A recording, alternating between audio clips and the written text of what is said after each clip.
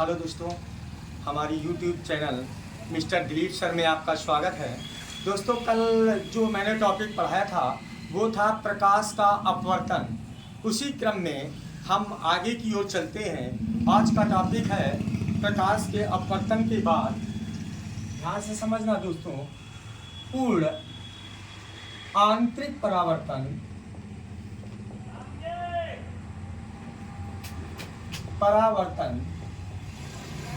व क्रांति कोण।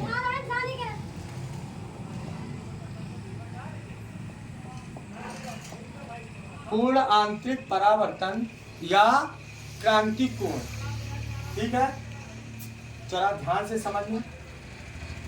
देखिए दोस्तों, पूर्ण आंतरिक परावर्तन क्या होता है? पूर्ण आंतरिक परावर्तन क्या होता है, ध्यान से समझिए। जब भी कोई प्रकाश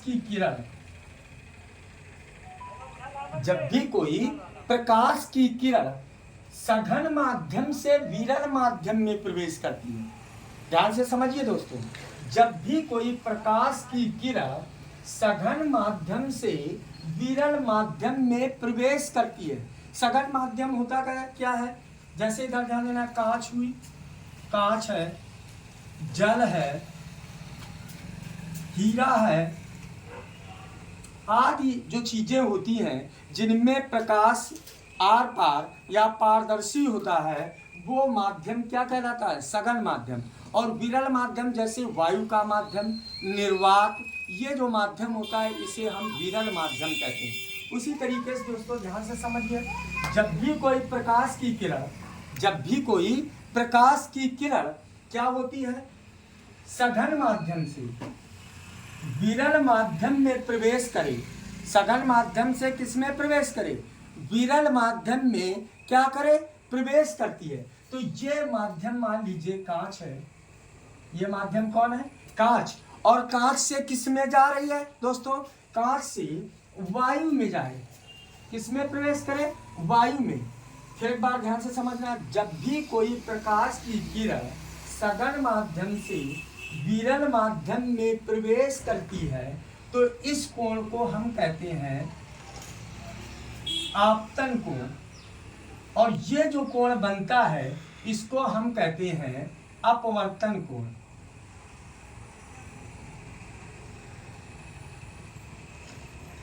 ध्यान से समझिए दोस्तों, जब भी कोई प्रकाश की किरण सघन माध्यम से विरल माध्यम में प्रवेश करे तो अपवर्तन कोण का मान, किसका?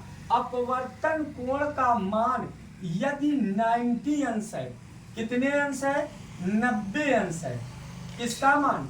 अपवर्तन कोण का मान यदि 90 अंश है तो इस प्रकार जो ये आपतन कोण होता है, उसे हम क्रांति कोण कहते हैं।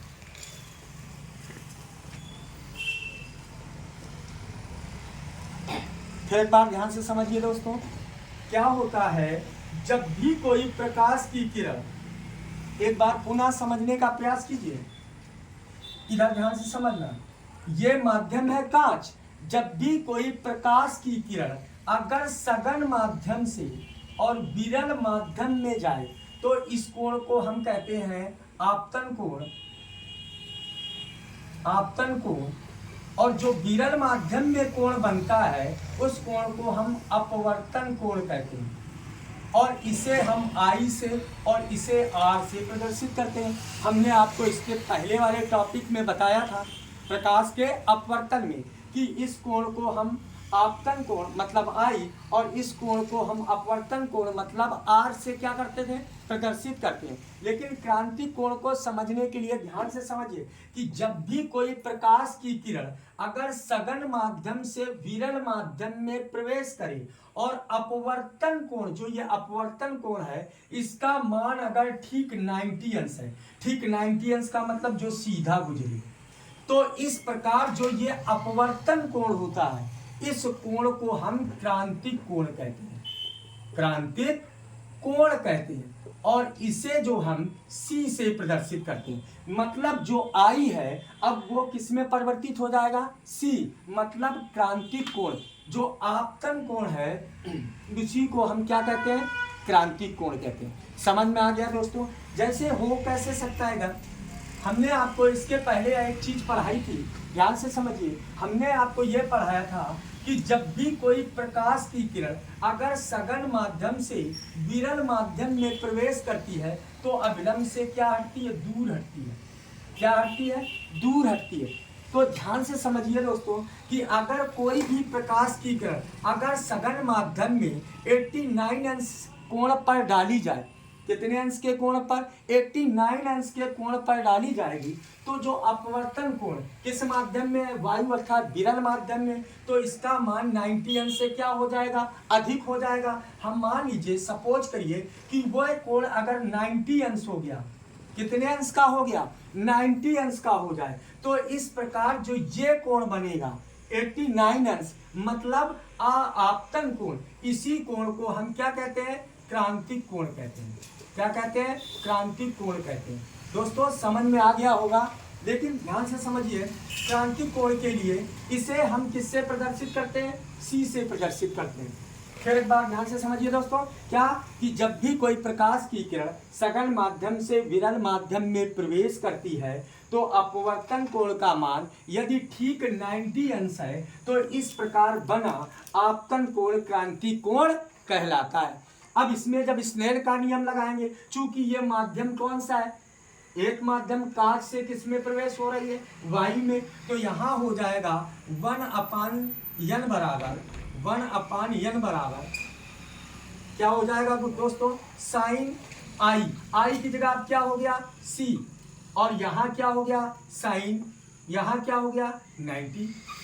ध्यान से समझिए, जब हम इसका अपवर्तनांक निकालेंगे, क्योंकि माध्यम कैसा है, निरपेक्ष, और वैसे कैसे होता है, सापेक्ष। जब वायु से कांच में है तो सापेक्ष, और ये कौन सा माध्यम हो गया, निरपेक्ष। तो 1/n बराबर यहाँ आ गया साइन सी। साइन सी यहाँ वैल्यू किसके बराबर है, आई। आई बराबर यहाँ किसके बराबर हो रहा है, सी के, क्योंकि आपतन कोण का मान कितना बन रहा है, 90 अंश। तो यहाँ आ गया साइन आर। आर की वैल्यू किसके बराबर हो गई, 90 अंश के बराबर। तो यहाँ आ गया 1/n बराबर, यहाँ आ गया साइन सी, और साइन 90 का मान कितना होता है, 1। तो यह आ गया 1। जब हम इसको हल करेंगे तो यह आ गया n साइन सी बराबर 1 के, तो यह आ जाएगा n बराबर 1/sin सी के।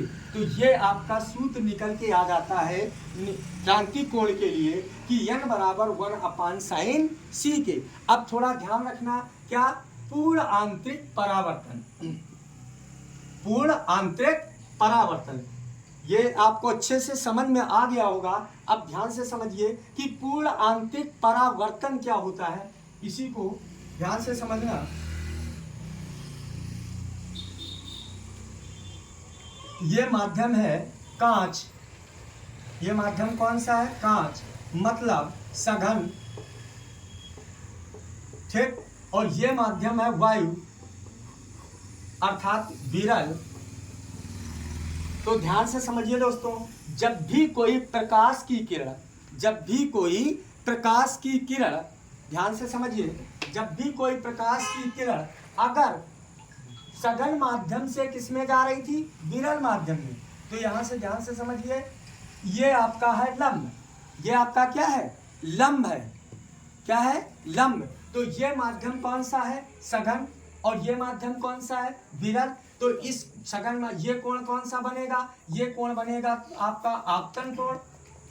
कौन सा कोण बन रहा, आपतन कोण। और ये जो कोण बनेगा जब प्रकाश की किरण सघन माध्यम से विरल माध्यम में जाएगी, तो ये जो कोण बनेगा, ये बनेगा अपवर्तन कोण। कौन सा कोण बनेगा, अपवर्तन कोण। तो दोस्तों ध्यान से समझना कि जब भी कोई प्रकाश की किरण सघन माध्यम से विरल माध्यम में प्रवेश करे, यदि अपवर्तन कोण का मान, किसका मान, अपवर्तन कोण का मान यदि 90 अंश से अधिक है, कितने अंश से, 90 अंश से अगर क्या है, अधिक है, कितने अंश के, 90 अंश से क्या हो, अधिक हो। तो ध्यान से समझना दोस्तों, जब ये 90 अंश से अधिक होगा, 90 अंश से अधिक होगा, तो प्रकाश की किरण वायु में प्रवेश ही नहीं करेगी। होगा क्या कि सघन माध्यम से वो सघन माध्यम में ही क्या हो जाएगी, वापस लौट जाएगी। ध्यान से समझिए, जब भी कोई प्रकाश की किरण सघन माध्यम से विरल माध्यम में क्या करती है, प्रवेश करती है, जब भी कोई प्रकाश की किरण सघन माध्यम से किस में प्रवेश करती है, विरल माध्यम में क्या करती है, प्रवेश करती है, तो होता क्या है, विरल माध्यम में जब प्रवेश करे, यदि अपवर्तन कोण का मान, यदि अपवर्तन कोण का मान यदि क्या हो, 90 अंश से अधिक हो, जब ये 90 अंश से क्या हो जाएगी, अधिक हो जाएगा, तो होगा क्या कि प्रकाश की किरण वायु में प्रवेश ही नहीं करेगी। होगा क्या, सघन माध्यम से सघन माध्यम में ही क्या हो जाएगी, वापस लौट जाएगी। सघन माध्यम से सघन माध्यम में ही क्या हो जाएगी, वापस लौट जाएगी। जैसे इधर ध्यान से समझिए, ध्यान से समझना, ये माध्यम है कांच और ये माध्यम है वायु। ठीक, ये कांच से किस में प्रवेश कर रही है, वायु में। तो वायु में जब प्रवेश करेगी, ये आपका अवलंब है, अवलंब है, और इस कोण को आप कहते हैं आपतन कोण। ये कोण है आपतन कोण, और ये आपका कौन सा कोण है, अपवर्तन कोण। तो प्रकाश की किरण सघन माध्यम से किसी में विरल में प्रवेश ही नहीं कर रही, अर्थात सघन से सघन माध्यम में ही क्या हो रही है, वापस लौट रही है। तो इस प्रकार के परावर्तन को हम क्या कहते हैं, पूर्ण आंतरिक परावर्तन कहते हैं, पूर्ण आंतरिक परावर्तन कहते हैं, पूर्ण आंतरिक परावर्तन कहते हैं। फिर एक बात दोस्तों ध्यान से समझ लेना कि जब भी प्रकाश की किरण, जब कोई भी प्रकाश की किरण सघन माध्यम से विरल माध्यम में प्रवेश करती है, और यदि अपवर्तन कोण का मान 90 अंश से अधिक होता है, तो इस प्रकार के परावर्तन को, इस प्रकार के परावर्तन को हम पूर्ण आंतरिक परावर्तन कहते हैं। समझ में आ गया? तो दोस्तों, अगर मेरी क्लास आपको अच्छी लगी हो तो हमारे चैनल को लाइक करिए, सब्सक्राइब करिए। धन्यवाद।